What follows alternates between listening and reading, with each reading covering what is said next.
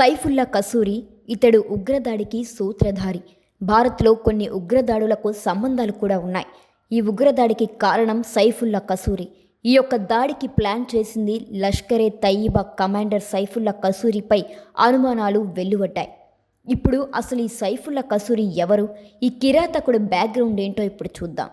Saifullah kasuri Lashkar-e Taiba deputy chief మరియు పహల్గామ్ ఉగ్రదాడులకు సూత్రధారిగా చెప్తున్నారు. ఇతను లష్కరే తొయిబా ఉగ్రవాద కార్యకలాపాలను కూడా పరిశీలిస్తాడు. ఇతని పేరు అసలు సైఫుల్లా కసూరి, కొన్నిసార్లు సైఫుల్లా ఖలీద్ అని కూడా పిలుస్తారు.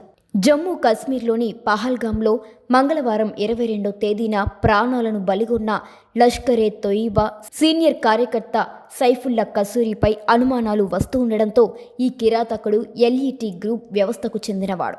ఇతను హఫీజ్ సయీద్ ఆధ్వర్యంలో కమాండర్గా పనిచేస్తున్నాడు అనే అనుమానాలు కూడా వ్యక్తమవుతున్నాయి. ఇతను ఖలీద్ అనే మారుపేరుతో కసూరి ఎల్ఈటీ ఫీల్డ్లో ఒకడిగా నిలిచాడని భారత్ నిఘా వర్గాలు చెప్తున్నాయి. కానీ ఇప్పటికీ ఈ ఘటనపై ప్రభుత్వం నుండి ప్రకటన కూడా రాలేదు. జమ్మూ కాశ్మీర్లో లష్కరే తొయిబా టీఆర్ఎఫ్ నిర్వహిస్తున్న ఉగ్రవాద కార్యకలాపాల వెనుక మాత్రం సైఫుల్లా కసూరి అనే ఉగ్రవాది ఉన్నట్లు సమాచార వర్గాలు పేర్కొన్నాయి.